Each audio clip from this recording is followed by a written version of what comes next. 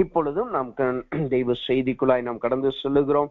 தேவனுடைய கிருபையும் தயவும் நம் யாவரோடும் கூட இருந்து வழிநடத்துவதாக. நம்முடைய தெய்வ செய்திக்கு ஆதாரமாக வேதத்திலிருந்து ஒரு வசனத்தை நாம் வாசிப்போம். அந்த வசனம் இப்படியாக சொல்லுகிறது. எஸ்ராவின் புஸ்தகம் 3வது அதிகாரம் 12வது வசனம். எஸ்ராவின் புஸ்தகம் 3வது அதிகாரம் 12வது வசனம். இதுதான் நம்முடைய தெய்வ செய்திக்கு ஆதாரமாய் கொடுக்கப்பட்ட வசனம். அந்த வசனத்தை நான் வாசிக்கிறேன். முந்தின ஆலயத்தை கட்டியிருந்த முதிர் வயதான ஆசாரியரிலும் லேவியரிலும் பிதாக்கள் வம்சங்களின் தலைவரிலும் அநேகர் இந்த ஆலயத்துக்கு தங்கள் கண்களுக்கு முன்பாக அஸ்திபாரம் போடப்படுகிறதை கண்டபோது மகா சத்தமிட்டு அழுதார்கள். வேறே அநேகம் பேரோ கம்பீர சந்தோஷமாய் ஆர்ப்பரித்தார்கள். இந்த வார்த்தை மீண்டும் ஒரு விஷயம் வாசிக்கிறேன். முந்தின ஆலயத்தை கட்டியிருந்த முதிய வயதான ஆசாரியரிலும் லேவியரிலும் பிதாக்கள் வம்சங்களின் தலைவரிலும் அநேகர் இந்த ஆலயத்துக்கு தங்கள் கண்களுக்கு முன்பாக அஸ்திபாரம் போடப்படுகிறதை கண்டபோது மகா சத்தமிட்டு அழுதார்கள். வேறே அநேகம் பேரோ கம்பீர சத்தமாய் ஆர்ப்பரித்தார்கள். கர்த்தர் நம்மளோடு இந்த வார்த்தையோடு நம்மளோடு இடைபடும்படியாக தேவ சமூகத்திலே தேவ செய்திக்காய் ஒரு நிமிடம் நாம் செபிப்போம். அன்பின் பரலோக பிதாவே, உம்மை துதிக்கிறோம், ஸ்தோத்திரிக்கிறோம் ஆண்டவரே. இதனால் தேவனுடைய கிருபையும் தயவும் எங்களோடு கூட காய் நன்றி செலுத்துகிறோம். தேவன் எங்களோடு இடைபடுவீராக. ஆண்டவரே, எங்கள் சுய மாமிசம் எல்லாம் மறைக்கப்பட்டு ஆண்டவருடைய வார்த்தைகள், மறைமுகத்தின் வார்த்தைகள் எங்களுக்கு வெளிப்படட்டும். சத்ருவின் கிரியைகள் நிர்மூலமாக்கட்டும். எல்லா தூக்க மயக்கங்கள் நிர்மூலமாக்கப்படுவதாக. இந்த வார்த்தைகள் எங்கள் வாழ்க்கையில் ஆமென்றும் ஆமென் நிறைவேறும்படியாகவும் நாங்கள் இதிலே உருவாக்கப்படும்படியாகவும் எங்கள் யாவருடைய ஆவி, ஆத்மா, சரீரம், சிந்தனையுடைய கரத்தில் ஒப்படைக்கிறோம். தேவன் தாமே பொறுப்படுத்தி வழி நடத்தி அருள்வீராக. எல்லா துதி கனமையும் நமக்கே செலுத்துகிறோம். இயேசுவின் நாமத்தில் ஜெபிக்கிறோம் நல்ல பிதாவே, ஆமென், ஆமென்.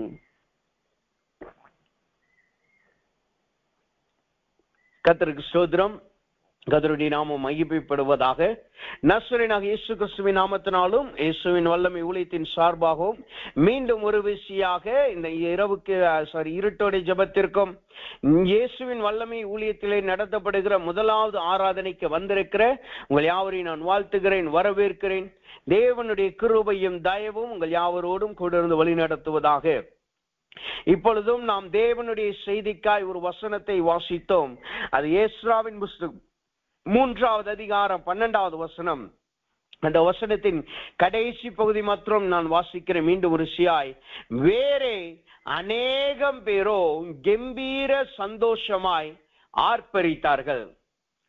தேவனுடைய கிருபையினாலும் தேவனுடைய வழிநடத்துதலின்படியாய் இந்த மாதத்தை நாம் சந்தோஷம் மாதமாய் நாம் அனுசரித்து வருகிறோம். இந்த மாதம் நம்மளுக்கு எழுத்தின்படி, இந்த வழக்கத்தின்படி நம்மளுக்கு கிறிஸ்துமஸ், நியூ இயர் என்கிற சந்தோஷத்தின் நாட்கள் இருந்தாலும் தேவன் இந்த முழு மாதத்தை நம்மளுக்கு சந்தோஷத்தின் மாதமாய் கொடுத்து வருகிறார். நம்முடைய கட்டுகள், போராட்டங்கள் எல்லாவற்றையும் தேவன் மாற்றிக்கொண்டு நம்மளுக்கு சந்தோஷத்தினால் நம்மளை நிரப்பிக் கொண்டு வருகிறார். அது மாத்திரமல்ல, அந்த சந்தோஷம் எப்படிப்பட்ட சந்தோஷத்தை எல்லாம் தருகிறார் என்று ஒவ்வொரு நாளும் தேவ சமூகத்திலே வெவ்வேறு சந்தோஷங்களை குறித்து நாம் தியானித்து வருகிறோம். அதன் வரிசையாகத்தான் இன்றைக்கும் நாம் பார்க்கிறோம் ஒரு சந்தோஷத்தை குறித்து தான் நாம் தியானிக்க போகிறோம். அந்த சந்தோஷம் தான் எந்த சந்தோஷமா? கம்பீர சந்தோஷம். இன்றைக்கு தேவ சமூகத்திலே நாம் பார்க்கிற வார்த்தை அல்லது தலைப்பு, தேவ செய்தியின் தலைப்பு கம்பீர சந்தோஷம். சந்தோஷங்களிலே அநேக வகைகள் காணப்படுகிறது. அதிலே ஒரு வகைதான் இந்த கம்பீர சந்தோஷம். நீங்க வேதத்திலே பாத்தீங்கன்னா கம்பீரமா இருக்கிறதற்கான கம்பீரித்து பாடுகிற பாட்டு என்று சொல்லி அநேக பாடல்களை நாம் வேதத்திலே பார்க்கலாம். குறிப்பாக சங்கீதங்களிலே பார்க்கலாம். கம்பீரித்தார்கள் என்று சொல்லியும் வார்த்தைகள் இருக்கிறதை நாம் பார்க்கலாம். அப்ப இது எல்லாம் இந்த கம்பீர சந்தோஷம் என்பது எதை காட்டுகிறது? கம்பீரம் என்று நாம் தனியாய் பார்க்கும் பொழுது அதற்கு இன்னொரு அர்த்தத்தை கொடுக்கிறது. ஆனால் வேதத்திலே கம்பீர சந்தோஷம் என்று நாம் பார்த்தோம் என்றால் அதற்கு வேதம் நம்மளுக்கு இன்னொரு அர்த்தத்தை கொடுக்கிறதை நாம் பார்க்கலாம். அப்ப கம்பீர சந்தோஷம் என்பது எதை காட்டுகிறது அல்லது என்றால் என்ன?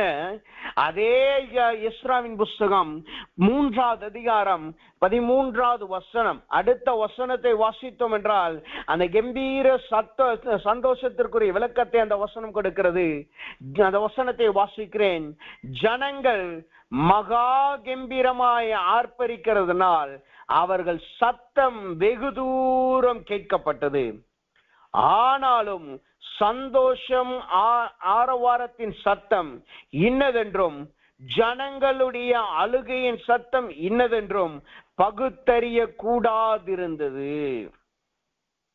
இந்த கம்பீர சந்தோஷம் என்பது முதலாவது எதை காட்டுகிறது? அது என்ன அர்த்தமாம்? அந்த சந்தோஷம் வெகு தூரம் கேட்கப்படுகிற சந்தோஷம். எந்த சந்தோஷத்தின் ஆர்ப்பரிப்பு வெகு தூரம் கேட்கப்படுகிறதோ அதுதான் கம்பீரத்தின் சந்தோஷமாய் காணப்படுகிறது. சந்தோஷங்களிலே அநேக அளவுகோல் இருக்கிறது. சிலருடைய சந்தோஷம் அவர்கள் தங்கள் இருதயத்திலே வைத்துக் கொள்ளுவார்கள். பக்கத்தில் இருக்கிற நபர் அல்லது குடும்பத்தில் இருக்கிறவர்களுக்கு கூட அந்த சந்தோஷம் அவர்களுக்கு தெரியாது. சிலருடைய சந்தோஷம் அவர்கள் முகத்திலே வெளிப்படும். அவர்கள் முகத்திலே ஒரு ஸ்மைல் காணப்படும். திடீர்னு பாத்தீங்கன்னா அவர்கள் ஸ்மைல் பண்ணுவார்கள். எதுக்காக ஸ்மைல் பண்றீங்கன்னு கேட்டீங்கன்னா, நான் ஏதோ நினைச்சேன், ஒரு காரியத்தை யோசித்து பார்த்தேன், அல்லது இப்படி ஒரு காரியம் நடந்தது, அதை நினைச்சு பார்த்தேன், அதனால எனக்கு சந்தோஷம் வந்துச்சு, அதனால நான் சிரிக்கிறேன் என்று சொல்லுவார்கள். ஸ்மைல் பண்ணினேன் என்று சொல்லுவார்கள். இன்னொருத்தவர்களை பார்த்து சத்தம் போட்டு சந்தோஷத்தை சிரித்து வெளிப்படுத்துவார்கள். அவர்களுடைய சந்தோஷம் அங்கு இருக்கிறவர்களுக்குள்ளாய் சந்தோஷத்தை உண்டு பண்ணும்.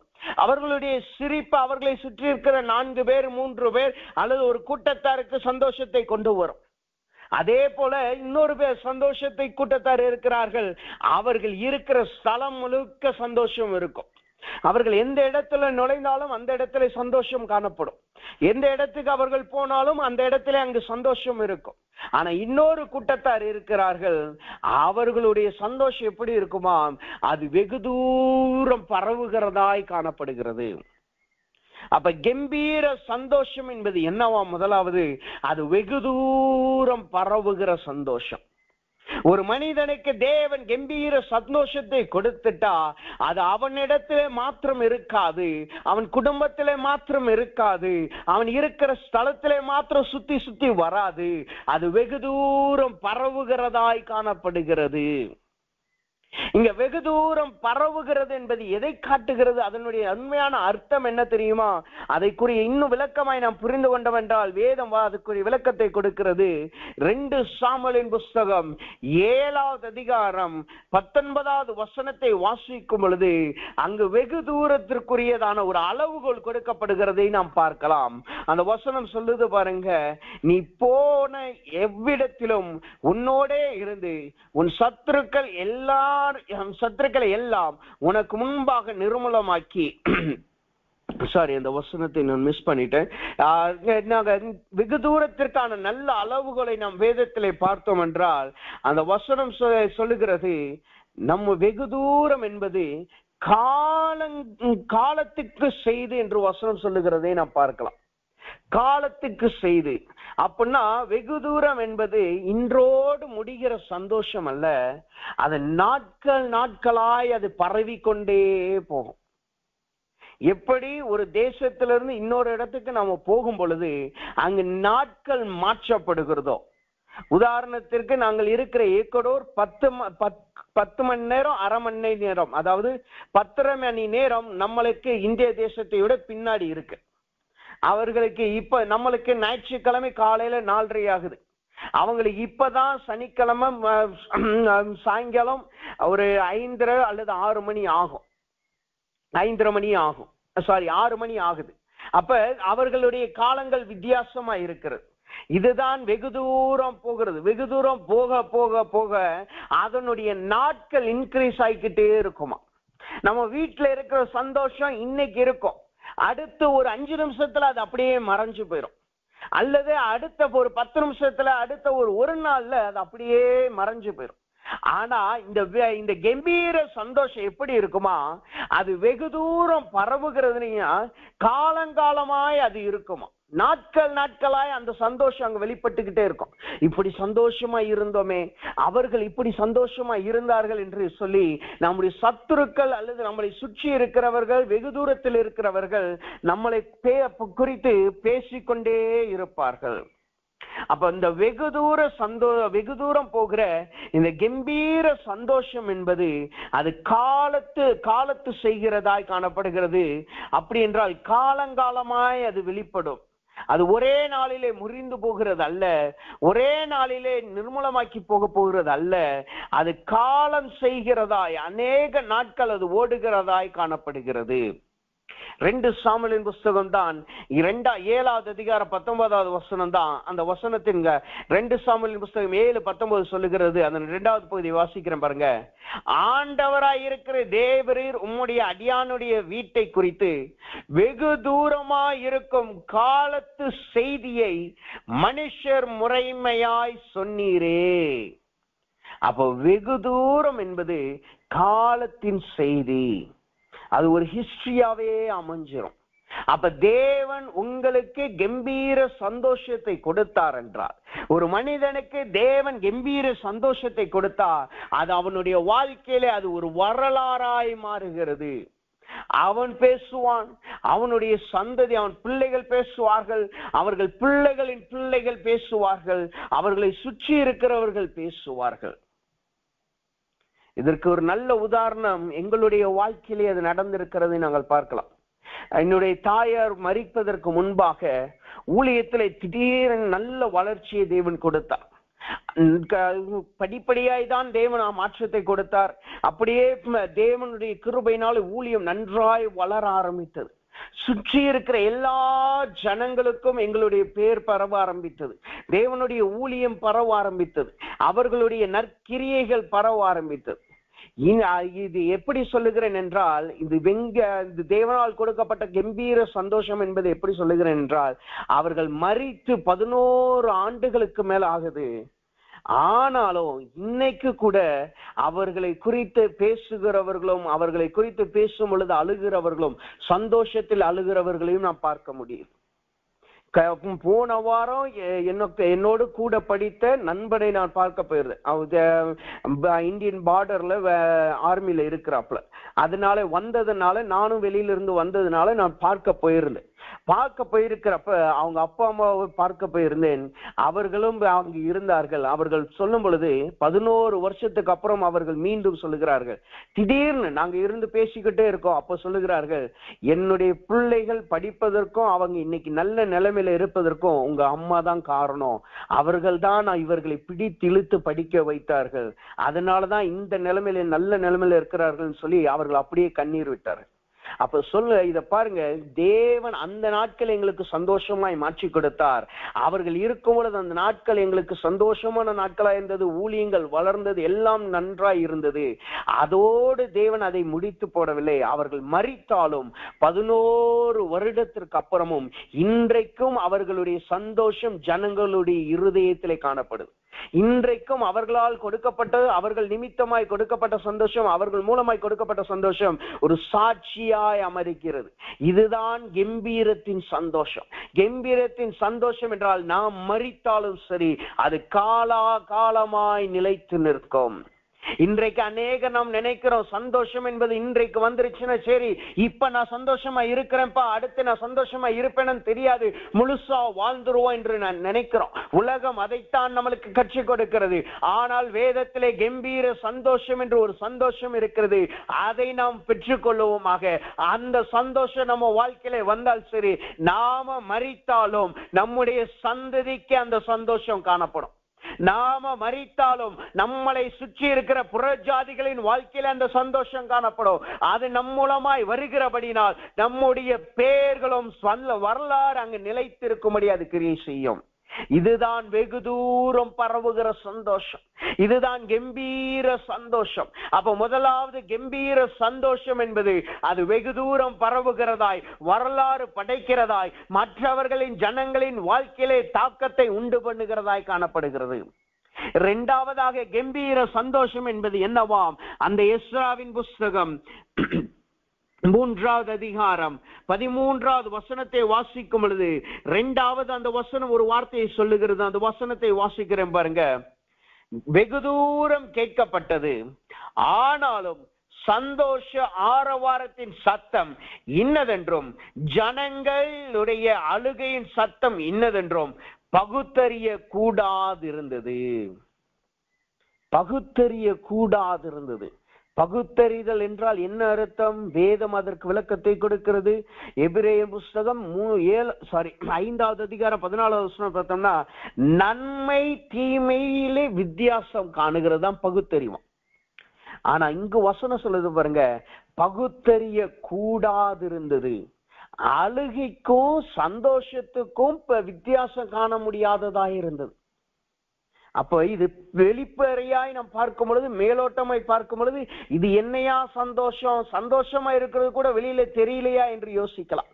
ஆனா வசனம் என்ன சொல்லுகிறது? அதனுடைய அர்த்தத்தை நாம் பார்த்தோம் என்றால், இந்த பகுத்தறிய கூடாது என்பது யாருக்கு பகுத்தறிய கூடாதாம்?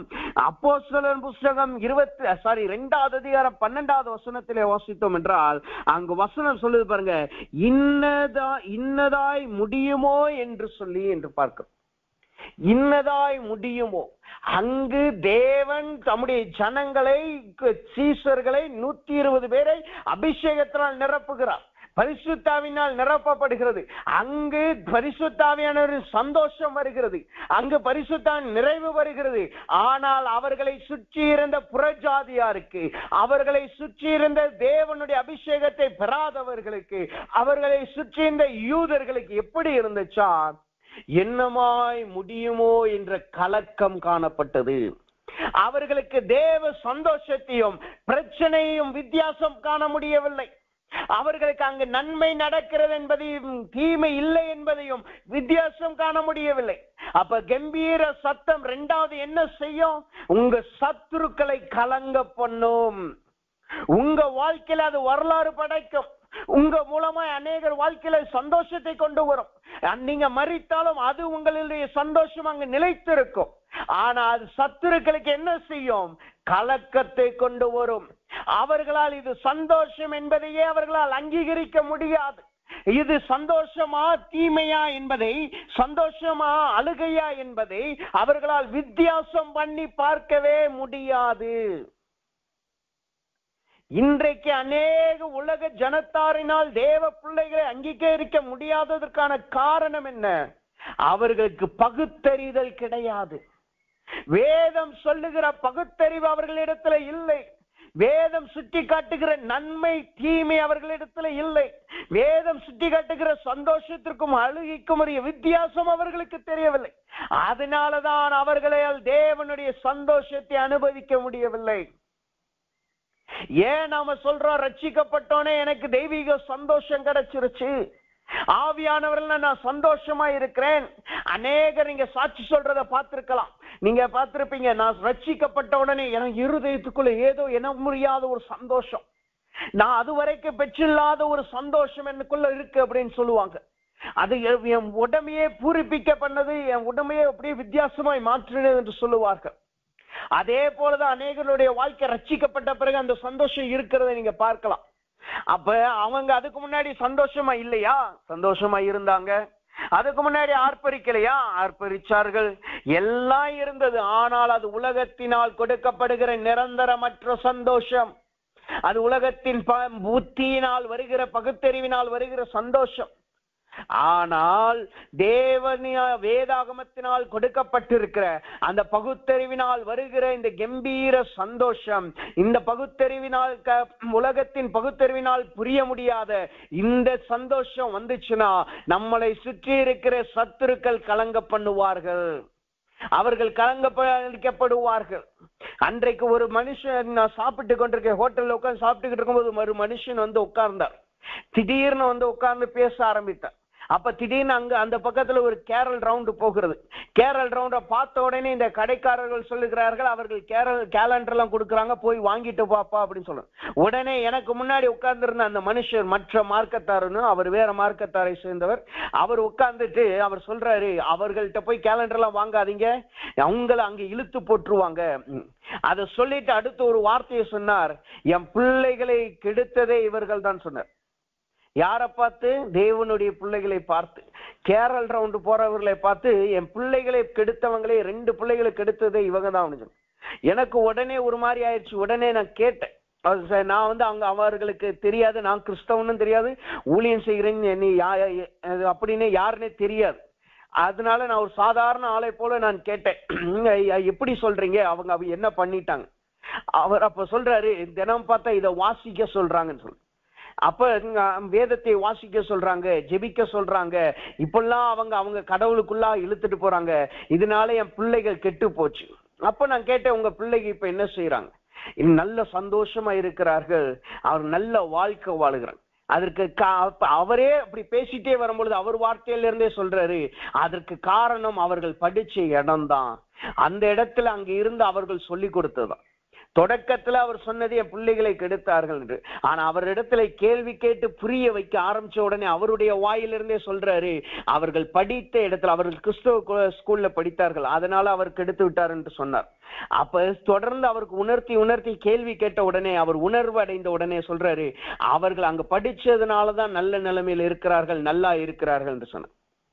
அப்ப அவர் உணர்வடையாதபடியினால் அந்த வித்தியாசம், பகுத்தறிவு, தேவனால் சொல்லப்படுகிற பகுத்தறிவு அவருக்கு தெரியாதனாலதான் அவர் தவறான புரிதல் உள்ளவராய் இருந்தார். சந்தோஷத்திற்கும் அழுகைக்கும் வித்தியாசம் தெரியாதவராய், பகுத்தறிய முடியாதவராய் காணப்பட்டார். ஆனா இந்த கம்பீர சத்தம், நம்ம சந்தோஷம் வந்துச்சு என்ன செய்யும்? நம்முடைய சத்துருக்களை கலங்க பண்ணும். அவர்களால புரிந்து கொள்ள முடியாது. உங்களுக்குள்ளா இருக்கிற கம்பீர சத்தம் அவர்களால் புரிந்து கொள்ள முடியாது. ஆனா நீங்க வரலாறு படைத்து கொண்டே போவீர்கள். அவர்கள் புரியாமல் ஒரே இடத்துல இருப்பார்கள். நீங்க வரலாறு படைச்சுக்கிட்டே போய்கிட்டு இருப்பீங்க, அவர்கள் புரியாமல் ஒரே இடத்துல பகுத்தறிய முடியாமல் ஒரே இடத்திலே இருந்து கொண்டிருப்பார்கள். இதுதான் கம்பீர சந்தோஷம். கம்பீர சந்தோஷம் என்பது உங்கள் சத்துருக்களை நிலைக்குலைய பண்ணும், அவர்களை புரியாதவர்களாய் மாற்றும், அவர்களை கலங்கடிக்கும், அவர்கள் இது என்னவோ என்று பயப்படுவார்கள். கம்பீர சந்தோஷம் என்பது நம்மளை வெகு தூரம், நம்முடைய கீர்த்தியை வெகு தூரம் கொண்டு போகிறது, சத்துருக்களை அதே இடத்தில் நிற்க வைக்கிறது. அப்ப யோசித்து பாருங்க, இது எவ்வளோ பெரிய மகத்துவமான சந்தோஷம். சந்தோஷம் என்றால் அது சாதாரண விஷயமாய் நாம் நினைக்கிறோம், ஆனா அது நம்முடைய சத்துருக்களையே முடக்கி போடுது, அது நம்முடைய சத்துருக்களையே கலங்க பண்ணுது, அது நம்மளை வரலாறு படைக்க வைக்கிறது. இதுதான் இந்த கம்பீர சந்தோஷம். அப்ப இந்த கம்பீர சந்தோஷத்தை இந்த அதிகாலை வேளையிலே தேவ சமூகத்திலே நாம் பெற்றுக்கொள்வோமாக. தேவ சமூகத்திலே தேவனிடத்துல கேட்போமாக, ஆண்டவரே எனக்கு இந்த கம்பீர சந்தோஷத்தை கொடுங்க. நான் மரிக்கும் போது வரலாறு படைக்கணும். நான் என்னுடைய சந்தோஷம், என் மூலமாய் வெளிப்பட்ட சந்தோஷம் அநேகருடைய வாழ்க்கையில நான் மரித்தாலும் அவர்கள் வாழ்க்கையில இருக்கணும் என்று சொல்லு. அப்படி ஜெபிங்க. கர்த்தர் இந்த கம்பீர சந்தோஷத்தை கொடுப்பார், உங்கள் சத்துருக்களை நிலைக்குலைய பண்ணுவார். ஆனால் நீங்கள் தேவனுக்காய் வரலாறு படைக்கிறவர்களாய் மாறுவீர்கள். அப்ப கம்பீர சந்தோஷம் என்பது ஒன்னு வெகு தூரம் பரவக்கூடியது. 2வது, கம்பீர சந்தோஷம் என்பது அது நம்முடைய சத்துருக்களை பகுத்தறிய கூடாதபடி நிலைக்குலிய வைக்கிறதாய் காணப்படுகிறது. அப்ப சரி, இப்ப நம்ம பார்த்துட்டோம் கம்பீர சந்தோஷம் என்றால் என்ன என்று நாம் பார்த்தோம். யாருக்கு தேவன் இந்த கம்பீர சந்தோஷத்தை கொடுக்கிறார்? எல்லாருக்கும் இதை கொடுப்பாரா? அல்லது யாருக்கு தேவன் இந்த கம்பீர சந்தோஷத்தை கொடுக்கிறார் என்று நம் வேதத்திலிருந்து நாம் தியானிப்போமாக. 2 குரூப்பை மாற்றம் நாம் பார்த்து தேவ சமூகத்திலே நாம் செபிப்போமாக. முதலாவதாக, யாருக்கு தேவன் இந்த கம்பீர சந்தோஷத்தை கொடுக்கிறாராம்? அதே எஸ்ராவின் புஸ்தகம் அதே 3வது அதிகாரம் 12வது வசனத்தை வாசிக்கும் பொழுது அந்த வசனத்தின் கடைசி பகுதி இப்படியாக சொல்லுகிறது, வேறே அநேகம் பேரோ கம்பீர சந்தோஷமாய் ஆர்ப்பரித்தார்கள். வேறே அநேகம் பேரோ. அப்ப யாருக்கு தேவன் இந்த கம்பீர சந்தோஷத்தை கொடுக்கிறார்? வேறே அநேகம் பேர், வேறே அநேகம் பேர், எல்லாருக்கும் கொடுக்கிறதல்ல, வேறு கூட்டத்தாருக்கு தேவன் இந்த சந்தோஷத்தை கொடுக்கிறார். அந்த வசனத்தின் மேல படிச்சு பாத்தீங்கன்னா, ஆசாரியருக்கும் லேவியர்களுக்கும் பிதாக்கள் வம்சங்களின் தலைவர்களுக்கும் அவர்கள் அழுதார்கள், ஆனால் வேறு அநேகரோ கம்பீர சந்தோஷமாய் ஆர்ப்பரித்தார்கள். அப்ப ஆசாரியனுக்கு கிடைக்காது, லேவியருக்கு கிடைக்காது, அதே நேரத்தில் தலைவர்களாய் இருக்கிறவர்களுக்கும் கிடைக்காத சந்தோஷம்தான் இந்த கம்பீர சந்தோஷம். இது ஆசாரியர்களுக்கு கொடுக்கப்படுகிறது அல்ல, இதுக்கே லேவியர்களுக்கு கொடுக்கப்படுகிறது அல்ல, இது தலைவர்களுக்கு கொடுக்கப்படுகிறது அல்ல. தேவனால் யார் என்று அழைக்கப்படுகிறார்களோ அல்லது வேறு கூட்டத்தார் என்று சொல்லப்படுகிறார்களோ அவர்களுக்குத்தான் தேவன் இன்றைக்கு அந்த கம்பீர சந்தோஷத்தை கொடுக்கிறார். வசனம் தெளிவாய் சொல்லுது பாருங்க, வேறே அநேகம் பேரோ கம்பீர சந்தோஷமாய் ஆர்ப்பரித்தார்கள். அப்ப வேறே அநேகம் பேர்னா யார்? வேதத்திலே நாம் பார்த்தோம் என்றால் இந்த வேறே அநேகம் பேர் யாரை காட்டுகிறது? அதே எஸ்ராவின் புஸ்தகம் 1வது அதிகாரம் 3வது வசனம் இப்படியா சொல்லுகிறது, அவருடைய ஜனங்கள் எல்லாரிலும் எவன் உங்களுக்குள் இருக்கிறானோ அவனோடே அவனுடைய தேவன் இருப்பாராக, அவன் யூதாவில் உள்ள எருசலேமுக்கு போய் இஸ்ரவேலின் தேவனாகிய கர்த்தருடைய ஆலயத்தை கட்டக்கடவன், எருசலேமின் வாசம் பண்ணுகிற தேவனே தேவன். இந்த வசனத்தின் முதல் பகுதி தெளிவாய் சொல்லுது பாருங்க, வேறே அநேகர் யாராம்? அவருடைய ஜனங்கள் எல்லாரிலும் அவன் உங்களுக்குள்ளே இருக்கிறானோ. இந்த ஜனத்திற்கு பெயர்கள் சொல்லப்படவில்லை, இவர்களுக்கு அடையாளம், இவர்கள் ஆசாரியர்கள், லேவியர்கள், பென்னியன் கோத்திரத்தார் என்று அடையாளம் கொடுக்கப்படவில்லை. அதற்கு பதிலா என்ன சொல்லியிருக்காம்? எவன் உங்களுக்குள் இருக்கிறானோ, அவன் ஜனங்கள் எல்லாரிலும் எவன் உங்களுக்குள் இருக்கிறானோ. அந்த வார்த்தையை பாருங்க, அவருடைய ஜனங்கள் எல்லாரிலும் எவன் உங்களுக்குள் இருக்கிறானோ. அப்ப இப்ப அப்படி குழப்புகிற மாதிரி தெரியும். அந்த வார்த்தை எதை காட்டுகிறது தெரியுமா? இது தேவனால் நடத்தப்பட்ட அல்லது தேவனுடைய கிரியினால் நடத்தப்பட்ட 2 கூட்டமாய் மாறின ஜனத்தை காட்டுகிறோம். யார்? அதுதான் இஸ்ரவேல் ஜன கூட்டத்தார். இஸ்ரவேல் ஜனத்தின் கூட்டத்தார் 2 கூட்டமாய் மாறுகிறார். அவர்களை கோத்திரமாய் 12 கோத்திரமாய் தேவன் அங்கீகரித்தார். ஒரு மனிதனாய் இருந்தவனை அப்படியே இரட்டை பரிவாரத்தோடு மாற்றினவர் பிற்காலத்தில் அவனை 12 கோத்திரமாய் மாற்றினார். ஆனா அந்த 12 கோத்திரம் அது ஒரு தேசமாய் ராஜ்யமாய் மாறுகிறது. அந்த ராஜ்யம் 2ஆய் உடைந்து போகிறது. எதனால? சாலமோனுடைய பாவத்தின் நிமித்தமாக. சாலமோனுடைய பாவத்தின் நிமித்தமாக அங்கு 2 கூட்டமாய் அது மாறி போகிறதை நாம் பார்க்கலாம். 1 ராஜாக்களின் புஸ்தகம் 11வது அதிகாரம், 1 ராஜாக்களின் புஸ்தகம் 11வது அதிகாரத்திலே நாம் வாசித்து பார்த்தோம் என்றால் அவனுடைய வசனம் இப்படியா சொல்லுகிற, அந்த வார்த்தை இப்படியா சொல்லுகிறது, அவன் அநேக ராஜஸ்திரீகளை அநேகரை திருமணம் பண்ணினதுனால அவர்கள் இவனை வழி விலக செய்தார்கள். இவன் தாவீதை போல தேவனை பின்பற்றாமல் அங்கிருந்து மற்ற தெய்வங்களை தொழுது கொள்ளுகிறதும் அவர்களுக்கென்ற பலிபீடத்தை கட்டுகிறதும் அவர்களை பின்பற்றுகிறதுமாய் காணப்பட்டான். அதனாலே தேவன் அவனை தண்டிக்கும்படியாக அவனுடைய சந்ததியின் இடத்திலிருந்து அதை கிழித்து போடுகிறதை நாம் பார்க்கலாம். அப்ப அங்கு அவனுடைய சந்ததியின் இடத்திலிருந்து தேவன் அவனை கிழித்து போடுகிறார். அதாவது அவனுடைய கோத்திரங்கள், அவனுக்கு கொடுக்கப்பட்ட ராஜ்ய பாரத்தை தேவன் அங்கு கிழித்து போடுகிறதை நாம் பார்க்கலாம். கிழித்து போடுகிற உடனே என்ன நடக்கிறது? அங்கு இருந்த ராஜ்யம் 2ஆய் பிரிகிறது. 2ஆய் பிரிந்த உடனே என்ன நடக்கிறது? அந்த 2ஆய் பிரிந்த உடனே அதுக்கு 2 கோத்திரம் ஒரு கூட்டத்தாரும் 10 கோத்திரம் ஒரு கூட்டத்தாரும் மாறுகிறது. இந்த ரெண்டு கூட்டம் எப்படியாய் மாறுகிறது? 1 ராஜாக்கள் 11:31 இருந்து நீங்க படிச்சு பாத்தீங்கன்னா அங்கு ரெண்டு கூட்டமாய் மாறுகிறதை நாம் பார்க்கலாம். அங்க முதலாவது என்ன கூட்டம்? அங்கு ரெகொபயாம் கூட்டத்தை நீங்க பாத்தீங்கன்னா, ரெகொபயாம் என்ற ஒரு கூட்டம், இவர்கள் யூத கூட்டம் என்று அழைக்கப்படுகிறார். இவர்கள் இந்த கூட்டத்திலே 2 கோத்திரம் காணப்படுது. ஒன்னு யூத கோத்திரம், இன்னொன்னு பென்யமின் கோத்திரம். யூத கோத்திரம் தான் டாமினேட் பண்ணுகிறது. இதை ஆளுகை செய்த முதல் ராஜா யாருன்னு பார்த்தா ரெகொபயாம் என்கிற மனுஷன். இந்த ராஜ்யத்தை தெற்கத்திய ராஜ்யம் என்று அழைக்கப்படுகிறது. இவர்கள் இஸ்ரவேலர் தான், ஆனால் அதிலிருந்து பிரிக்கப்பட்டபடினால் இவர்கள் தெற்கத்திய ராஜ்யம். இன்றைக்கு யூதர்கள் என்று சொல்லுகிறோமே, இவர்கள் மூலமாகத்தான் மேக்சிமம் டாமினேட் செய்யப்பட்டு இப்பொழுது எல்லாரும் யூதர்கள், எல்லா இஸ்ரவேலையும் நம் யூதர்கள் என்று அழைக்கிறோம். இவர்கள் தேவனுக்கென்று பிரியமாய் வாழ்ந்தவர்கள், தேவனுக்கென்று பிரிந்தவர்கள். இவர்கள் யூதர்கள் 2 கோத்திரத்தார், யூத கோத்திரத்தார், பென்யமின் கோத்திரத்தார். இந்த 2 சேர்ந்து ஒரு ராஜ்யமாய் மாறுது. அடுத்து இன்னொரு பக்கத்துல பார்த்தோம்னா 10 கோத்திரம் சேர்ந்து ஒரு ராஜ்யமாய் மாறுது. இந்த கோத்திரத்துடைய ராஜ்யம் என்ன? வடக்கு ராஜ்யம். இவர்களுடைய முதல் ராஜா யாரு? யெரொபெயாம். யூத ராஜா ரெகொபயாம். இந்த இஸ்ரவேல், இவர்களை இஸ்ரவேல் ராஜ்யம் என்று அழைக்கப்படுகிறது, இஸ்ரவேல் கூட்டத்தார் என்று அழைக்கப்படுகிறது.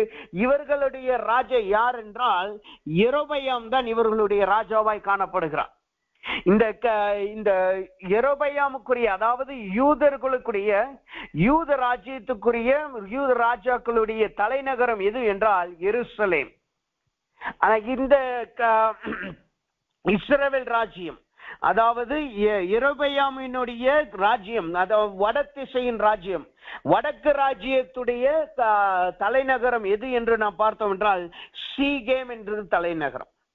இப்ப இந்த வசனம் சொல்லுகிறபடி இஸ்ரவேல் ஜனத்தை 2ஆய் பிரிக்கப்பட்டுட்டாங்க, 2ஆய் உடைந்து போகப்பட்டுட்டாங்க. தகப்பனுடைய பின்மாற்றத்தின் நிமித்தமாக, தகப்பனுடைய பாவத்தின் நிமித்தமாக. இப்ப இந்த 2 கூட்டங்கள் 2ஆய் பிரிந்து போகுது. அந்த 2 கூட்டத்தை தான் தேவன் இந்த வசனத்துல இணைக்கிறார்.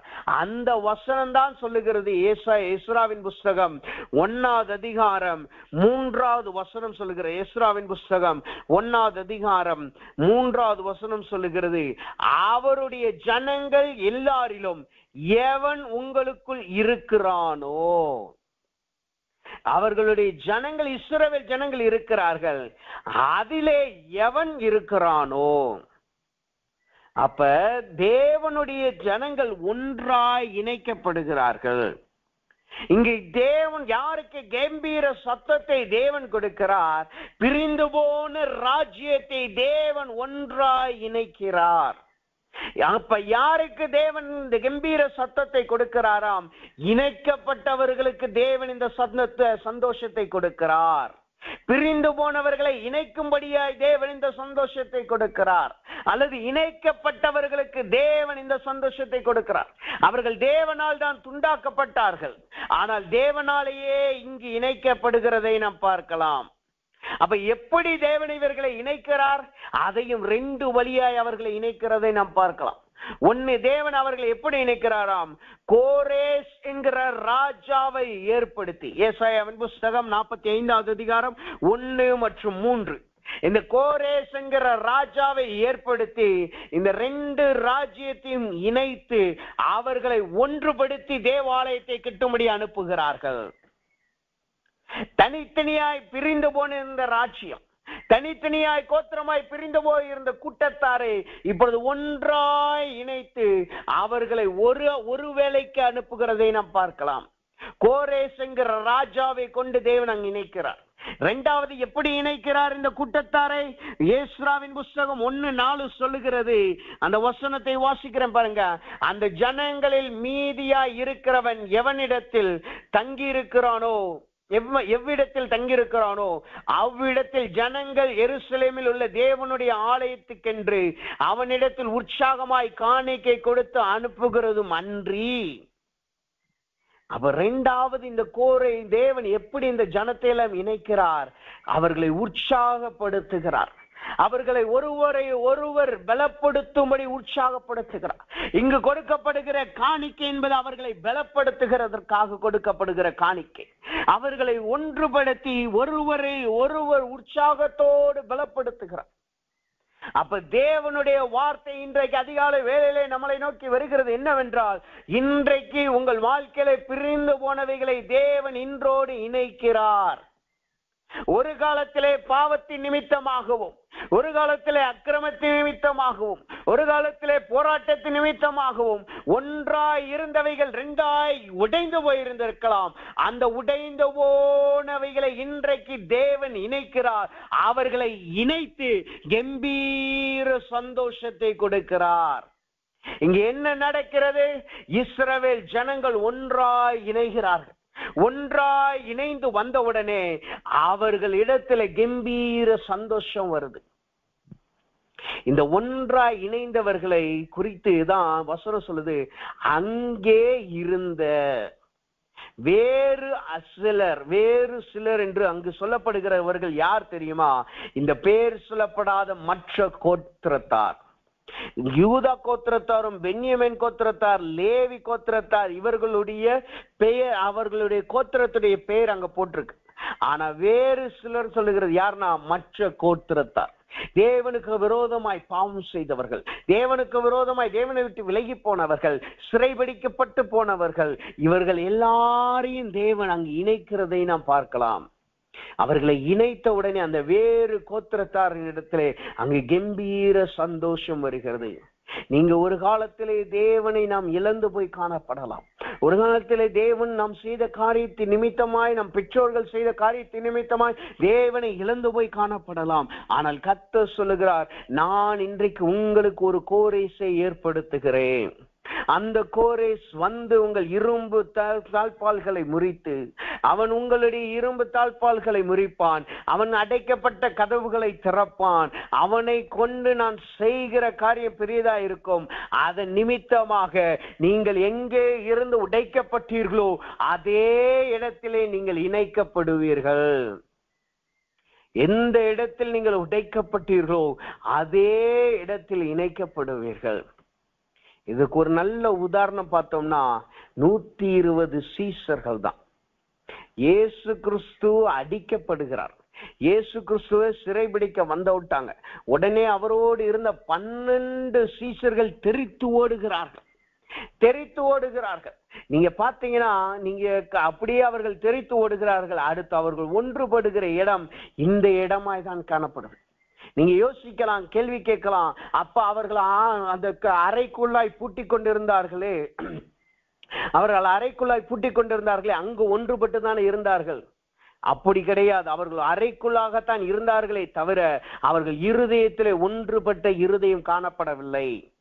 அவர்கள் மகதலேனா மரியாளும் மற்ற ஸ்திரீகள் வந்து சொல்லுகிறார்கள், அங்கு பேதுருவும் யோவானையும் நம்ப முடியவில்லை.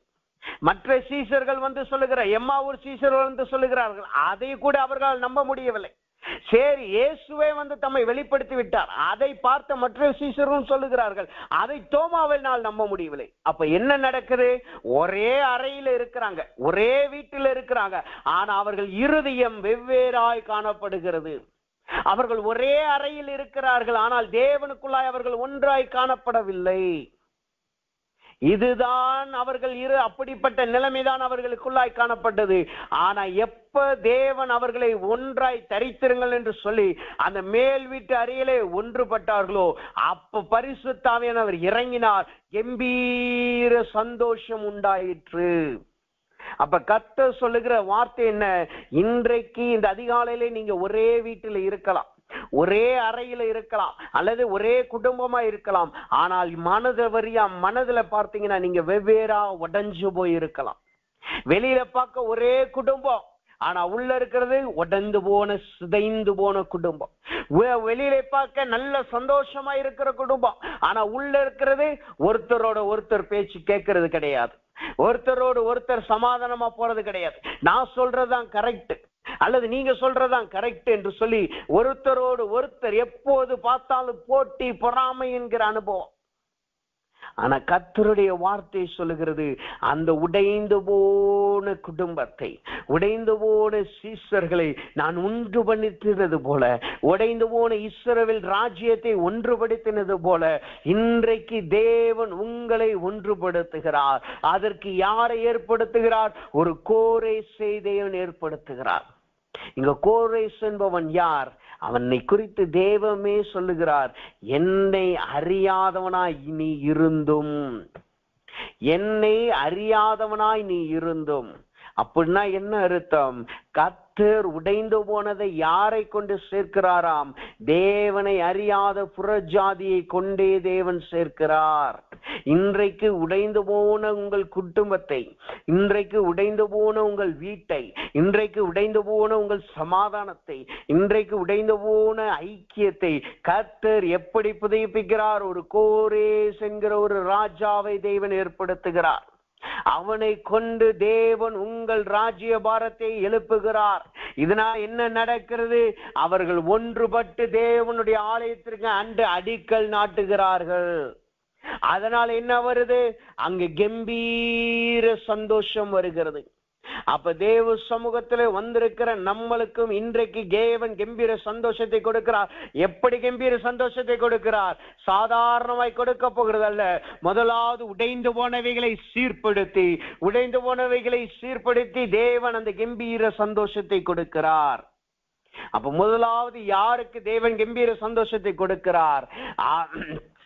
அந்த வசனம் சொல்லுகிறபடி, எவன் உங்களுக்குள் இருக்கிறானோ, அவன் ஜனங்களுக்குள் எவன் எங்களுக்குள் இருக்கிறானோ, ஒருவரை ஒருவர் ஐக்கியப்பட வைத்து, இணைக்க வைத்து, ஒன்றுக்குள் ஒன்றாய் நம்மளை மாற்றி தேவன் அங்கு கம்பீர சந்தோஷத்தை கொடுக்கிறார். இரண்டாவதாக யாருக்கு தேவன் கம்பீர சந்தோஷத்தை கொடுக்கிறார்? அதே வசனம் எஸ்ராவின் புஸ்தகம் 1வது அதிகாரம் 5வது வசனத்தை வாசித்தோம் என்றால் அந்த வசனம் இப்படியாக சொல்லுது பாருங்க. அப்பொழுது எருசலேமில் உள்ள கர்த்தருடைய ஆலயத்தை கட்டுவதற்கு போகும்படி யூதா பென்யமீன் வம்சங்களின் தலைவரும் ஆசாரியரும் லேவியரும் அன்றி எவர்கள் ஆவியை தேவன் ஏவினாரோ அவர்கள் எல்லாரும் எழும்பினார்கள். இரண்டாவது, யாரெல்லாம் தேவன் கம்பீர சந்தோஷத்தினால் நிரப்புகிறார்? யாரை தேவன் தம்முடைய ஆவியினால் நிரப்பினாரோ. அங்க பார்க்கிறோம், யாருக்கு முதலாவது தேவன் தம்முடைய கம்பீர சந்தோஷத்தை கொடுக்கிறார்? வேறு அநேகருக்கு தேவன் கம்பீர சந்தோஷத்தை கொடுக்கிறார். வேறு அநேகர் என்றால் யார் அவர்கள்? முதலாவது உடைந்து போனவர்கள், இணைக்கப்பட்டவர்களாய் மாறினவர்கள். இரண்டாவது, இந்த வேறு அநேகர் யார்? ஆவியினால், தேவாவினால் ஏவப்பட்டவர்கள், தேவ ஆவியினால் ஏவப்பட்டவர்கள். இரண்டாவது, யாருக்கு தேவன் கம்பீர சந்தோஷத்தை கொடுக்கிறாராம்? தேவ ஆவியினால் யாரெல்லாம் ஏவப்பட்டு இருக்கிறார்களோ அவர்களுக்கு தேவன் தம்முடைய கம்பீர சந்தோஷத்தை கொடுக்கிறார். தேவ ஆவியினால் ஏவப்படுதல் என்றால் என்ன அர்த்தம்? வேதம் அதற்கான அர்த்தத்தை கொடுக்கிறதை நாம் பார்க்கலாம். 1 நாளாகமத்தின் புஸ்தகம் 36வது அதிகாரம், 1 நாளாகமத்தின் புஸ்தகம் 36வது அதிகாரம் 22வது வசனத்தை வாசித்தோம் என்றால் அந்த வசனம் இப்படி சொல்லுகிறது. ஆவியினால் ஏவப்படுவது என்பது, தேவ ஆவியினால் ஏவப்படுவது என்பது அந்த வசனத்தின்படி நாம் பார்த்தோம் என்றால் அது அவருடைய கட்டளையாய் மாறுகிறது. அவருடைய கட்டளையை அவர்களுக்கு கொடுக்கிறார் என்பதை நாம் பார்க்கலாம். அப்ப ஆவியினால் ஏவப்படுவது என்பது தேவனுடைய கட்டளையை பெற்றுக் கொள்ளுதல், தேவனுடைய கட்டளையை பெற்றுக் கொள்ளுதல். அப்ப யாருக்கு தேவன் தம்முடைய கட்டளையை கொடுப்பாராம்? வேதத்திலே நாம் பார்த்தோம் என்றால் வசனம் சொல்லுகிறது, யாருக்கெல்லாம் தேவன் அல்லது எப்பொழுது தேவன் தம்முடைய கட்டளையை கொடுப்பார்? சரி, யாருக்கு தேவன் தம்முடைய கம்பீரத்தின் ஆவியை கொடுப்பார்? யார் தேவனுடைய ஆவியினால் ஏவப்பட்டு இருக்கிறார்களோ. தேவனுடைய ஆவியினால் ஏவப்படுகிறது என்ன அர்த்தம்? நாளாகமத்தின் புஸ்தகம் 36:22 சொல்லுகிறபடி அது தேவனுடைய கட்டளையின்படி என்று சொல்லப்படுகிறது. அப்ப ஆவியினால் நிரப்பப்படுகிறது என்பது தேவனுடைய கட்டளையின்படி என்று சொல்லுகிறது. அப்ப தேவனுடைய கட்டளையை பெறுகிறது என்பது யார் எப்பொழுது தேவனுடைய கட்டளை கொடுக்கப்படுமாம்? வசனம் இப்படியா சொல்லுகிறது. ஏசாயாவின் புஸ்தகம் 45வது அதிகாரம் 4வது வசனம். ஏசாயாவின் புஸ்தகம் 45வது அதிகாரம் 4வது வசனத்தை வாசிக்கும் பொழுது, அங்கு தேவனுடைய கட்டளை ஒரு மனிதனுடைய வாழ்க்கையில பிறக்கிறது என்றால் அவனுடைய வாழ்க்கையில என்னெல்லாம் நடக்கும் என்பதை நாம் பார்க்கலாம். அல்லது ஒரு மனிதன் தேவனுடைய கட்டளையை பெற்றிருக்கான் என்றால் அவனுடைய வாழ்க்கையில காணப்படுகிற 3 காரியத்தை பார்க்கலாம். இது தேவனுடைய கட்டளையை இந்த மனிதன் இருக்கிறான் என்பதற்கான அடையாளம். அவன் தேவனுடைய ஆவியினால் ஏவப்பட்டிருக்கிறான் என்பதற்கான அடையாளம் இந்த 3 காரியம். அது என்னென்ன காரியம்? ஏசாயாவின் புஸ்தகம் 45வது அதிகாரம் 4வது வசனம். அந்த வசனம் எப்படியா சொல்லுகிறது? அந்த வசனத்தின் நடுப்பகுதியிலிருந்து வாசிக்கிறேன். நான் என் தாசனாகி யாக்கோபின் நிமித்தமும், நான் தெரிந்து கொண்ட இஸ்ரவேலின் நிமித்தமும் நான் உன்னை பெயர் சொல்லி அழைத்து நீ என்னை அறியாதிருந்தோம் உனக்கு நாமம் தரித்தேன். யாரிடத்துல தேவனுடைய கட்டளை வெளிப்படுமாம், அல்லது யார் தேவனுடைய ஆவியினால் ஏவப்பட்டிருப்பார்களாம்? ஒண்ணு, அந்த வசனம் சொல்லுது பாருங்க, அவர்களை பேர் சொல்லி அழைக்கப்பட்டிருப்பார்கள்.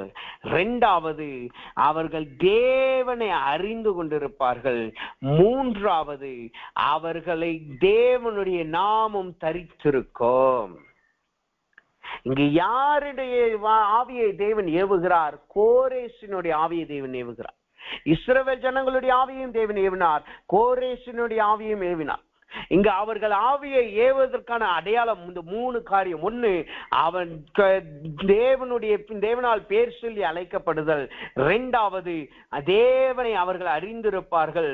3வது, வசனம் சொல்லுகிறது அவருடைய நாமம், தேவ நாமம் அவர்கள் மீது தரித்திருக்கும். இந்த 3ம் யாருடைய வாழ்க்கையில நடந்தது? இந்த 3க்குரிய விளக்கத்தை யார் ஒரு மனிதனுடைய வாழ்க்கையில நடந்ததை வைத்து நாம் பார்ப்போமாக. யாருடைய வாழ்க்கையிலே வேதத்தில் அநேக உதாரணங்கள் இருக்கிறது. ஆனால் இன்றைக்கு நாம் அறிந்த ஒரு உதாரணத்தை நாம் எடுப்போமாக. அந்த உதாரணத்துக்குரிய மனுஷன் யார்? 1 சாமுவேல் புஸ்தகம் 3வது அதிகாரம், 1 சாமுவேல் புஸ்தகம் 3வது அதிகாரம் படிச்சு பார்த்தோம் என்றால் அங்கு ஒரு மனிதனை குறித்து போடப்பட்டுள்ள 1 சாமுவேல் புஸ்தகம் 3வது அதிகாரம் 4வது வசனத்திலிருந்து 20வது வசனம் வரைக்கும் படிச்சு பார்த்தோம் என்றால் இந்த 3 அடையாளம் அவன் வாழ்க்கையில காணப்படும். ஒண்ணு, அந்த மனிதன் யார்? அப்பொழுது வசனம் சொல்லுது பாருங்க, அப்பொழுது கர்த்தர் சாமுவேலே என்று கூப்பிட்டார். இந்த 3 அடையாளங்கள் தேவ கட்டளையை பெற்ற தேவனுடைய ஆவியினால் ஏவப்பட்ட மனிதன் யார்? அந்த மனிதனுடைய பேர் சாமுவேல். அவனுடைய வாழ்க்கையில இந்த 3 அடையாளங்கள் காணப்படுகிறதை நான் பார்க்கலாம். அதுவும் ஒரே அதிகாரத்துல வந்திருக்கு. என்னென்ன அடையாளங்கள்? பேர் சொல்லி அழைக்கப்படுதல், தேவனை அறிந்து கொள்ளுதல், அவருடைய நாமம் தரிக்கப்படுதல். முதலாவது எப்படி பேர் சொல்லி அழைக்கப்பட்டான்? 1 சாமுவேல் புஸ்தகம் 3வது அதிகாரம் 4லிருந்து 10 வசனம் வரைக்கும் பாத்தீங்கன்னா அவன் 3 முறை தேவனால் பேர் சொல்லி அழைக்கப்படுகிறான். 10வது வசனம் சொல்லுது, அவன் அப்பொழுது கர்த்தர் வந்து நின்று முன்போல சாமுவேலே சாமுவேலே என்று கூப்பிட்டார். அதற்கு சாமுவேல் சொல்லும் அடியேன் கேட்கிறேன் என்றான். இங்கு சாதாரணமா இருந்த மனிதனுக்கு தேவனுடைய ஏவுதல் வருகிறது, ஆவியின் ஏவுதல் வருகிறது. அவனை எப்படி பேர் சொல்லி அழைக்கிறார் பாருங்க, சாமுவேலே சாமுவேல் என்று சொல்லுகிறார். எப்படி பேர் சொல்லி அழைக்கிறார்? வசனத்திலே சொல்லுங்க, கர்த்தர் வந்து நின்று. அப்போ ஒரு மனிதனுடைய ஆவியை தேவன் ஏவுகிறார் என்றால் என்ன அர்த்தம்? அவனை பேர் சொல்லி அழைக்கிறார். அழைப்பு என்கிற ஒரு ஊழியம் வருகிறது. அந்த அழைப்பு எப்படி வருகிறது? அவரே வந்து நின்று உங்களை அழைக்கிறார். யாரை அவரே வந்து நின்று அழைத்தாரோ அவர்களுக்குத்தான் தேவன் கம்பீர சத்தத்தை கொடுக்கிறார். அவர்களுடைய ஆவிதான் தேவனால் ஏவப்பட்டிருக்கிறது. 2வதாக சுருக்கமாய் நாம் பார்ப்போம். 2வதாக அந்த ஆவியினால் ஏவப்பட்டிருக்கிறது கட்டளை பெறுகிறவர்கள் யார்? அவர்களுக்குள்ள இருக்கிற 2வது அடையாளம் என்ன? அவர்கள் தேவனை அறிந்திருப்பார்கள். 1 சாமுவேல் 3:11 சொல்லுகிறது, அவர்கள் தேவனை அறிந்திருப்பார்கள். ஏசாயா 45:4. அப்ப தேவனை அறிந்திருக்கிறதுனா என்ன அர்த்தம்? அதே 1 சாமுவேல் 3:11-14 வரைக்கும் பார்த்தோம்னா, அந்த சாமுவேலை தேவன் எப்படி அறிய பண்ணினார், எப்படி சாமுவேல் தேவனை அறிந்து கொண்டானாம். அந்த வசனம் இப்படியா சொல்லுது பாருங்க, 11 இப்படியா சொல்லுது, கர்த்தர் சாமுவேலை நோக்கி, இதோ நான் இஸ்ரவேலின் ஒரு காரியத்தை செய்வேன், அதை கேட்கிற ஒவ்வொருவருடைய 2 காதுகளிலும் அது தொனித்துக் கொண்டிருக்கும். இங்கு தேவன் சாமுவேலுக்கு கர்த்தர் யார் என்பதை காண்பிக்கிறார். அவர் என்னெல்லாம் செய்ய முடியும் என்பதை காண்பிக்கிறார். முதலாவது அவர் ஜீவன் உள்ளவர் என்பதை காண்பிக்கிறார். இரண்டாவது சாமுவேல் என்ன புரிந்து கொள்ளுகிறான், இவர் தேவனால் எல்லாம் செய்ய முடியும் என்பதை புரிந்து கொள்ளுகிறான். தேவனை அவருக்கு சொல்லுகிறது பாருங்க, நான் இஸ்ரவேலில் ஒரு காரியத்தை செய்வேன். அப்ப தேவனை இரண்டாவது அறிந்து கொண்டவர்களுக்குத்தான் தேவனுடைய ஆவியின் ஏவுதல் அவர்கள் வாழ்க்கையிலே காணப்படுது. மூன்றாவது யாருக்கு தேவனுடைய ஆவியின் ஏவுதல் காணப்படுமாம்? வசனம் சொல்லுது பாருங்க, நாம் பார்த்தோம், அவர் நாமம் தரித்தவர்களுக்கு. அப்ப சாமுவேலுடைய மீது அவருடைய நாமம் தரிக்கப்பட்டுச்சா? வசனம் என்ன சொல்லுகிறது? அதே 1 சாமுவேல் புஸ்தகம் அதே 3வது அதிகாரம் 20வது வசனத்தை வாசித்தோம் என்றால் வசனம் சொல்லுது பாருங்க, சாமுவேல் கர்த்தருடைய தீர்க்கதரிசி தான் என்று தான் முழுவதும் பெயர்செபா மட்டுமல்ல சகல இஸ்ரவேலுக்கும் விளங்கினது. அவன் சாதாரணமா இருந்த மனுஷன் இப்ப தேவன் நாமமாகிய தீர்க்க தரிசி என்ற நாமம் கொடுக்கப்படுகிறது. அவன் உலகத்திற்கு தீர்க்க தரிசியாய் மாறுகிறான். அவனுடைய பெயர் சபா தான் முதல் பெயர் சபா வரைக்கும் பரவுகிறது. இதுதான் ஒரு மனிதனை தேவன் அவருடைய ஆவியினால் ஏவுவதற்கான 3வது அடையாளம். இன்றைக்கு கர்த்தர் நம்மளை ஆவியிலே ஏவிருக்கிறார் என்றால் இந்த 3 அடையாளம் நம்முடைய வாழ்க்கையிலே காணப்படும். இங்கு தேவனுடைய நாமம் தரித்தல் என்பது இன்னொரு காரியத்தை எதை காட்டுகிறது? அந்த வசனம் சொல்லுது பாருங்க, எப்படி அவருடைய நாமத்தை தரித்தாரோ உடனே தரித்தாரா? உடனே அவருடைய நாமத்தை கொடுத்தாரா? இல்ல. வசனம் என்ன சொல்லுது பாருங்க, 19வது வசனம், சாமுவேல் வளர்ந்தான், கர்த்தர் அவனோடு இருந்தார், அவர் தம்முடைய எல்லா வார்த்தைகளிலும் ஒன்றையும் தரையிலே விழுந்து போக விடவில்லை. கர்த்தர் அவன் வாழ்க்கையிலே தேவன் தம்முடைய நாமத்தை தரிப்பதற்கு முன்பாக எப்படி அவனை உருவாக்குகிறார் பாருங்க. சாமுவேல் வளர்ந்தான். யார் தேவனுக்குள்ளாய் வளருகிறார்களோ அவர்கள் மீது தேவன் தம்முடைய நாமத்தை தரிப்பார். 2வது சொல்லுது பாருங்க, கர்த்தர் அவனோடு கூட இருந்தார். யாரோடு கர்த்தர் கூட இருக்கிறாரோ அவர்கள் மீது தேவன் நாமம் தரிக்கப்படும். 3வது வசனம் சொல்லுது பாருங்க, அதே வசனம் சொல்லுது பாருங்க, தம்முடைய எல்லா வார்த்தைகளும் ஒன்றும் தரையில் விழுந்து போக விடவில்லை. கர்த்தர் அவர்களை கொண்டு என்ன செய்கிறாரோ அதை அப்படியே நிறைவேற்றுவார். இதுதான் தேவனுடைய தீர்க்கதரிசி என்பதற்கும் அடையாளம். இதுதான் தேவனுடைய ஆவியினால் ஏவப்பட்டதற்கான அடையாளம். இதுதான் தேவனுடைய கட்டளையை பெற்றதுக்கான அடையாளம். அப்ப தேவனுடைய கம்பீர சத்தம் யாருக்கு வருகிறது? யாரை அவருடைய ஆவியினால் நிரப்புகிறாரோ. அப்ப யோசித்து பார்ப்போம், இன்றைக்கு நாம் தேவனுடைய ஆவியினால் நிரப்பப்பட்டு இருக்கிறோமா? இன்றைக்கு நாம் தேவ ஆவியினால் ஏவப்பட்டு இருக்கிறோமா? அல்லது நம்முடைய ஏவுதலிலே நாம் ஓடுகிறோமா? எப்படி உணர்ந்து கொள்ளுதல்? நாம் தேவனால் பெயர் சொல்லி அழைக்கப்பட்டிருக்கிறோமா? யோசித்து பாருங்க. நாம் தேவனை அறிந்திருக்கிறோமா என்று யோசித்து பாருங்க. தேவனுக்குள்ளாய் வளர்ந்து அவருடைய நாமத்தை தரித்திருக்கிறோமா என்று யோசித்து பாருங்க. இந்த 3 இருக்கும் என்றால் நாம் தேவனுடைய ஆவியினால் ஏவப்படுகிறோம். நம்மளை தேவன் கம்பீர சந்தோஷத்தினால் நிரப்புகிறார். இப்ப நேரம் இல்லாதபடி நான் கடைசியாக சொல்லுகிறேன், தேவனுடைய கம்பீர சந்தோஷம் நம்ம வாழ்க்கையில வந்துருச்சுன்னா நம்மளை தேவ ஆவியினால் நிரப்புவார். அல்லது நம்ம தேவ ஆவியின் ஏவுதல் நம்ம வாழ்க்கையில வந்துருச்சுன்னா தேவன் நம்முடைய கம்பீர சந்தோஷத்தினால் நிரப்புவார். அப்ப 2 கூட்டத்தாரை நாம் பார்த்தோம்.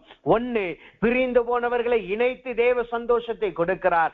2வது அவருடைய ஆவியின் ஏவுதலை கொடுத்து கம்பீர சந்தோஷத்தை கொடுக்கிறார். அப்ப கம்பீர சந்தோஷம் வந்துருச்சுன்னா உங்கள் வாழ்க்கையில பிரிந்து போன எல்லாம் இணைக்கப்படும். உடைந்து போன குடும்பங்கள் இணைக்கப்படும். அக்கா வேறு வேறாக பிரிஞ்சு போனதை தேவன் இணைப்பார். 2வது கம்பீர சந்தோஷம் வந்துருச்சுன்னா உங்களை தேவன் ஆவியின் ஏவுதனால் நிரப்புவார். நீங்க தேவனுடைய நாம அழைக்கப்படுவீர்கள், தேவனால் வளர்க்கப்படுவீர்கள், தேவ நாமத்தை தரித்துக் கொள்ளுவீர்கள். அப்ப இப்பொழுது தேவ சமூகத்தில் கேட்போமா, ஆண்டவரே எனக்கு அந்த கம்பீர சந்தோஷத்தை கொடுங்க. என் வாழ்க்கையில கம்பீர சந்தோஷத்தை கொடுங்க, நான் அதை பெற்றுக்கொள்ளணும், என் குடும்பம் இணைக்கப்படணும், என் குடும்பம் ஒன்றா இருக்கணும் என்று சொல்லி ஜெபிப்போமாக. கடைசி 2 நிமிடம் நாம் ஜெபித்து எல்லா பிரிந்து போன உடைந்து போனவைகளை புதுப்பித்துக் கொள்வோமாக. கர்த்தர் தாமே நம்மளை ஆசீர்வதிப்பாராக. அன்பின் பரலோக பிதாவே, துதிக்கிறோம், ஸ்தோத்திரிக்கிறோம். இதனால் தேவனுடைய கிருபையும் தயவும் எங்களோடு இருந்ததுக்காய் நன்றி செலுத்துகிறோம். ஆண்டவரே அப்பா, போதகருக்கான ஜெபத்தை முடிக்க உதவி செய்து, அந்த ஊழியத்தை நிறைவேற்ற உதவி செய்து, அதற்காய் நாங்கள் நன்றி செலுத்துகிறோம். அதில் பங்கு பெற்ற 63 ஜெப வீரர்களையும், ஆண்டவரே 12 பாடல் பாடுகிறவர்களையும் நீர் ஆசீர்வதித்தருளுவீராக. ஆண்டவரே, நீ சொன்ன வார்த்தையின்படி யோபு தன் சிநேகிதருக்காய் ஜெபித்தார், அவனுடைய சிறையிருப்புகள் மாற்றப்பட்டது. அதே போல் நம்முடைய பிள்ளைகளின் சிறையிருப்பு இன்றைக்கு மாற்றப்படுவதாக. அதே போல் ஆண்டவரே, நீ சொன்ன வார்த்தையின்படி கம்பீரத்தின் சந்தோஷம் இவர்கள் வாழ்க்கையிலே வருவதாக. இவர்கள் மூலமாய் வெகு தூரம் இவர்கள் பரவுவார்களாக. இவர்கள் கீர்த்தி வெகு தூரம் பரவட்டும். இவர்களை கொண்டு வரலாறு படைப்பீராக. அநேகர் வாழ்க்கையில் சந்தோஷத்தை கொண்டு வருவீராக. குறிப்பாய் ஆண்டவரே, நீ சொன்னபடி உடைந்து போனவர்களை இணைத்து, ஆண்டவரே உடைந்து போன எல்லா சூழ்நிலைகளை இணைத்து இவர்களுக்கு கம்பீர சந்தோஷத்தை கொடும். அதிலும் மேலாக ஆண்டவரே, ஆவியின் ஏவுதலினால் இவர்களை நடத்தி கம்பீர சந்தோஷத்தினால் நீ நிரப்புவீராக. அப்படி நீ செய்யறக்காய் கொடான கொடி நன்றி செலுத்துகிறோம். எல்லா துதி கனமையும் நமக்கே செலுத்துகிறோம். தேவன் தாமே உடைய பிள்ளைகளை ஆசீர்வதித்து வருவீராக. இயேசுவின் நாமத்தில் ஜெபிக்கிறோம் நல்ல பிதாவே. ஆமேன், ஆமேன்.